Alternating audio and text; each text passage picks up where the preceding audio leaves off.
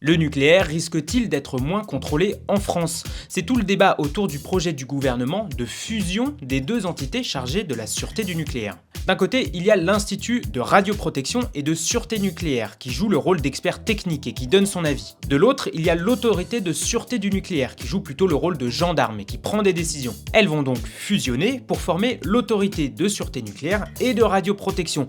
L'idée du gouvernement est de simplifier l'administration et de faciliter la relance de la filière nucléaire. Mais cette décision est loin de faire l'unanimité. Les opposants craignent d'abord que la fusion crée une désorganisation du système actuel de contrôle, et ce qu'ils considèrent comme un démantèlement de l'IRSN engendre une baisse du niveau de protection. Pour rassurer, le gouvernement a tout de même rappelé que la fusion ne changerait rien aux règles actuelles de sûreté. Les opposants dénoncent aussi un risque de perte de transparence dans les décisions. Jusqu'à présent, les avis d'experts de l'IRSN étaient rendus publics avant que l'autorité de sûreté du nucléaire ne prenne des décisions, mais ce principe risque de disparaître après la fusion. Le regroupement est prévu pour le 1er janvier 2025. Au total, 1700 salariés seront concernés du côté de l'IRSN et 500 du côté de l'ASN.